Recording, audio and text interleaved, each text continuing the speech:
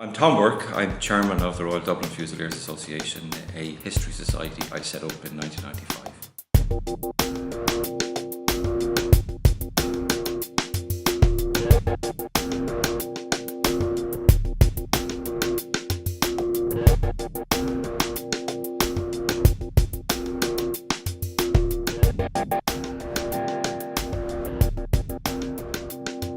Well, I've given it a lot of thought, so much so that I've actually put it down on paper. So my answer to it is that 1916 was a year of terrible human suffering and tragedy. So that's important to state that. It was a year when hatred and bitterness towards each other exploded into violence in Ireland and throughout the rest of Europe.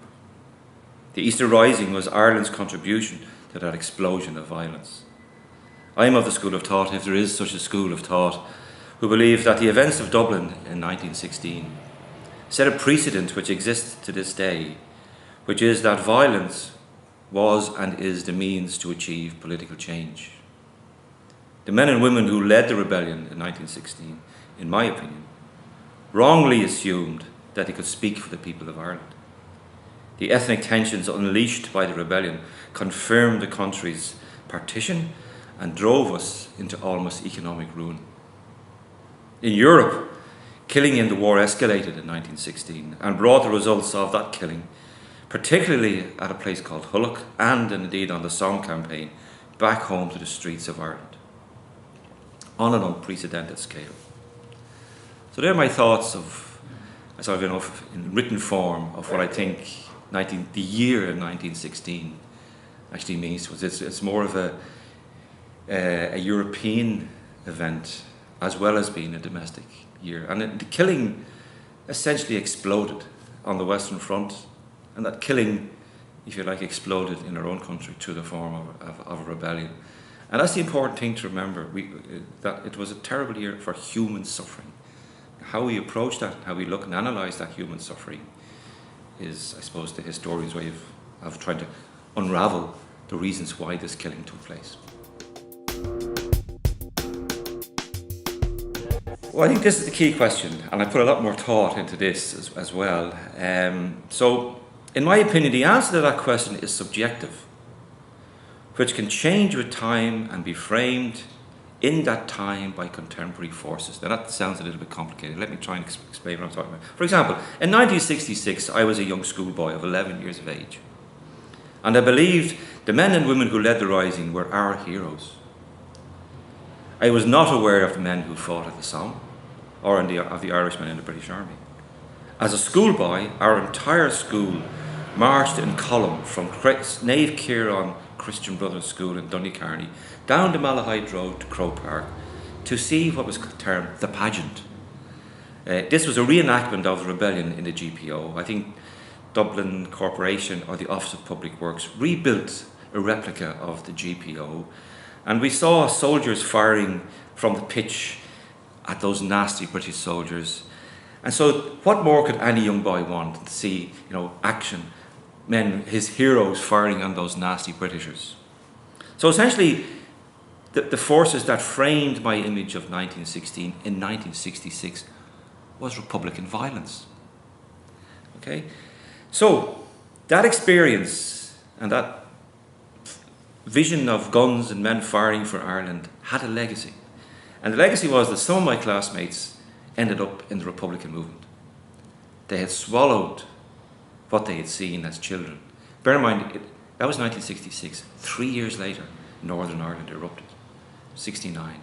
And some of my classmates ended up in the Republican movement and suffered as a result. So they swallowed what they'd seen. So these were the forces of 1916 commemoration that affected my vision then of 1916.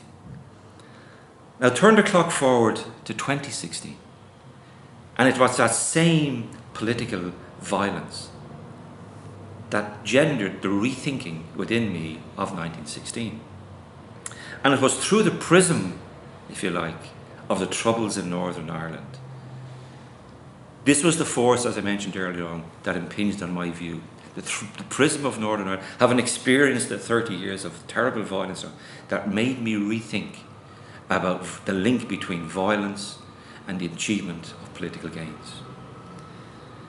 I see no difference in the ideology and expression of that ideology through violence in the murder of Constable James O'Brien by volunteer Sean Connolly in Dublin Castle in Easter 1916, and the murder of Detective Garda Sergeant Jerry McCabe in Adair in June 1996. I see no difference. I see no difference in the political ideology of Patrick Pearse and Bobby Sands. Both men used suffering and violence to achieve their political aims. I see no difference in the ideology that brought the guns into Ireland in 1916 with the Asgard and in 1987 with the Exund. Guns didn't come in, but the ideology was much the same. So, in recent commemorations, particularly at the state level, there has been no debate about those contradictions. Nobody has explained to me the difference between, as I said, the murder of a police constable in Dublin Castle and the murder of Detective Garda Sergeant Jerry McCabe. So those contradictions still exist. If we are to move on and to reanalyse and rethink our thinking of glorification of violence, of hero worship of men of 1916, without analysing the legacy they left in their wake, we're going to leave a little wound still and a part of our history still unanswered. And ironically, it was the same political violence and violence of 1916 that made me rethink about the First World War. We have to look back to 1995 to see what was happening in Ireland in that period. And I look upon it as a period nearly of a re-enlightenment of thinking. For example, we had divorce referendums, we had the issue of contraception, we had the explosion, if you like, of interest in what happened with child abuse. So in many ways this was a kind of could be a renaissance, if you like, in our thinking about touching into areas of our history that we didn't like to go to. Dangerous parts of it. Let's not discuss that. And I think the rediscovery for me of a part of our hidden history, and it was for many years a hidden history, to explore and present in a very simple format through an exhibition and a lecture of the Irishmen who fought in the First World War, was part of that, I suppose, renaissance and rethinking about where we are. I was a young generation 25 years ago, not that young, but I've sort of looked back and asked myself, why 25 years ago, Tom? And I begin to try and put it into some kind of context that it was a period where Ireland began to open out the windows and ask questions about our past and hidden stories that we didn't like to talk about. And certainly there were many in the First World War that we just didn't talk about.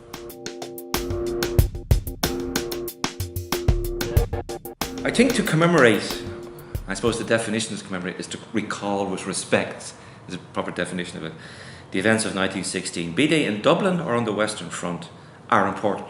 That's the first thing, they are important.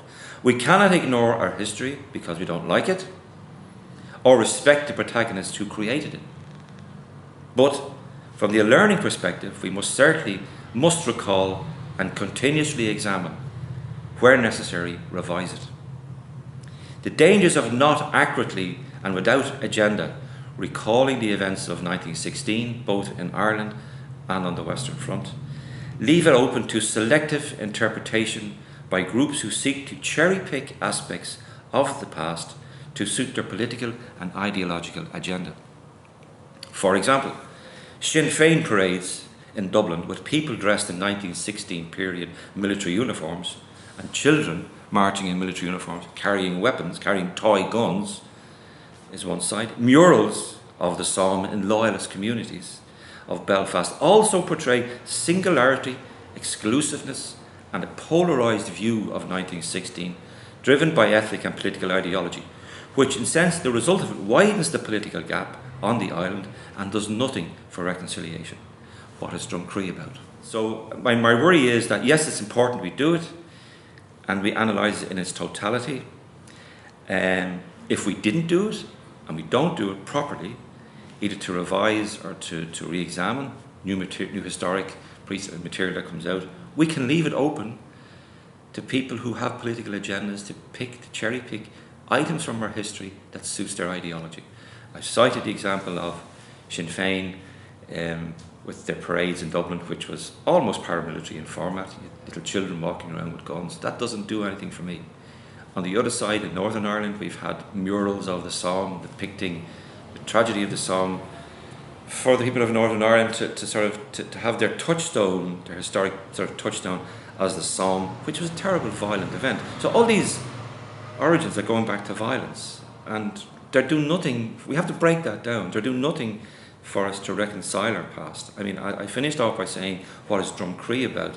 Drumcree is about the 1st of July. It's the first Sunday in July, and it's about the commemoration of the Battle of the Somme. Now, if the reality was known to them, the chances are that as many Catholics from Drumcree may have died as Protestants. Yes, it's important to remember it, but let's do it selectively and sensibly. Again, it's a great question, which I think is worth a good sort of prepared answer, if you like. But I started by saying that by and large, I think the Irish state commemorations of 1916 in their entirety, thus far, have been informative, respectful, and inclusive. Yet again, the influence of Northern Ireland, the legacy of violence, and the ongoing peace process have governed the state's approach to commemorating the year of 1916, not just through a singular narrative of the Easter Rising, but through the First World War and the Somme campaign in particular. This policy and approach by the government would not have happened in 1966, despite the fact that the Irish ambassador to France, Mr. D. MacDonald, attended the ceremony at the Ulster Tower in Thiepval on July 1966. I say commemorations of 1916 have been informative because the state, through the National Library, National Museum, RTE, the Art Gallery, the Abbey Theatre, have presented exhibitions and educational projects to allow and enable the Irish public to explore and re-examine the events of 1916 in their totality, with a wider context, something that again, for example, would not have happened in 1966. I say respectful because I feel the state has respectively and not glorified in commemoration the violence of Easter 1916, or indeed the violence of the Western Front of the same year either. The death of innocent civilians and children arising from the rebellion, thankfully, was not glorified in any way. There was no glory in death along the Western Front, and there was no glory in remembering it either. Commemorations have been inclusive, a policy which, in fact, I lobbied for from day one in this process. By inclusive, I mean state commemorations of the Somme. The state did not commemorate, in fact, one particular tragedy of 1916, which was the gas attack, German gas attack at Hull, but President Michael D. Higgins made one reference to it in his statement. However, Dublin City Council graciously presented the Council Chamber and City Hall as a location for a seminar held by the Royal Dublin Fusiliers Association on the tragedy of Hull, with cooperation of Dublin City Archive and Library. Irish people have discovered past relatives who served in British forces during 1916, indeed on both sides of the divide. Their forgotten tragedy and stories have come from hidden shoeboxes, which have been hidden in the attic and displayed, if you like, in the window boxes in the front room of the parlour. So that story has travelled that journey of embarrassment. We hide our stories away in the shoeboxes that we don't want to talk about in the attic. And yet when we suddenly discover there's an element of pride about them, we put them in the window box in the parlour. So I've given that metaphor to describe that journey of discovery of Irish involvement in the First War. It's a very simple one. Moreover, just to finally conclude on this, the inclusive policy of commemorating 1916 has contributed to the ongoing and occasionally threatened Irish peace process. The state's acknowledgement and commemoration of Irish soldiers who served and died in their thousands of British forces during the First World War has contributed to the peace process. Because of the commonality of its shared suffering and grief, the war has acted as a kind of a bridge into triangular relationships between Dublin, Belfast and London. When German bullets, and indeed Turkish bullets, flew on the Western Front, they never distinguished between a Catholic or a Protestant. Death indeed was the leveller.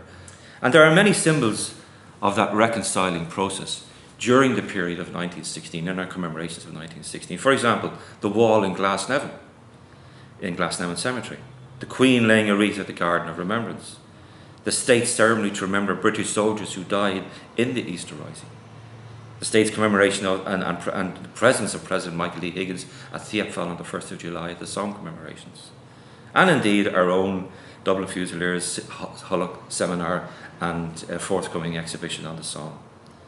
So I think there's a time for peace and a time for reconciliation.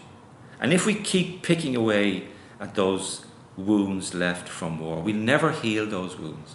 And I think those symbols, the wall in Glasnevin was a contentious issue. But people didn't actually realise what the wall meant. It was a symbol, like the Queen's visit to the Guard of Remembrance, like President O'Higgins being in Thiepval, like Mary McAleese opening the Peace Park in Messines of Flanders. These are all symbols of reconciliation, and to isolate one from the other is missing the point, I think, of what these symbols represent. So, in many ways, I suppose it has taken us 100 years to reach this point in our history where we can look back on our past with the blinkers off, I suppose, and through a clearer, more inclusive lens. I think the state has done the job right. In fairness to, there was controversy, I suppose, initially about the advisors, whether they should do this, that, and the other. But I think by and large, they got it right. We have come a long way since 1966, when we did, in some ways, commemorate violence. And 1916 was a violent day. People died, we forget that. We tend to think of the Republican movement of 1916 as being some kind of sanctified heroes, but they were killers. And that's the tragedy about it. And we have to say that and acknowledge it. But I think the difference between 1966, there's people more qualified to me to talk about it, but from my own experience, is that the government has included the Irishmen, the First World War. They've looked upon the 1916 in its wider European global context. And in that analysis, if you like, of that bigger context, the elephant in the room was the Irishmen who took part in it, and we couldn't ignore them. And I think, again, in acknowledging their existence and their part in the war, and bringing in this inclusive commemorative process, which you asked me, why I think in the last couple of years it has changed, has, I think, reinforced our identity as an independent sovereign nation. Yes, we can stand up and say we had men who fought in the British, with the British along. I mean, Emmett Dalton famously said in 1966, he was interviewed on RT with Cathal O'Shannon, rest in peace. He said, "I saw no difference. I fought for Irish independence with the British in 1916. He won a military cross at the Somme in a place called Ginchy. He went on to say, I fought against the British in 1920, 1919, 1920 for Irish independence. I see no difference." Which I think was a noble sort of, and it did reflect that there were men who believed Irish independence through Home Rule could be achieved. 26,000 national volunteers followed John Redmond's call to fight for Irish Home Rule with the British. Didn't happen. And they came home, many of them joined the volunteer, like Emmett Dalton, who was with Collins when he was assassinated. So those stories never came out in 1966, and even before that. So this is a symbol, I think, of our maturing as a nation, that we can take off the blinkers. As I said, look through a clearer lens on our past with maturity, which helps to reinforce our identity as an Irish nation. That we can stand up and say, to see President Michael D. at Thiepval last week with the nations of Europe saying, yes, we were here, it was a tragedy, let's learn from it and move on. And let's use it. And it has been used. I've first-hand experience of this with the Irish peace process. I've stood beside the members of very shady people from Northern Ireland who have acknowledged that, yes, this was an Irish tragedy as well as being their tragedy. And that commonality created links. When you talk to some fellow who you may have conceived or perceived as being your enemy 20 years ago, and you talk to him about Manchester United or Coronation Street, you have a commonality.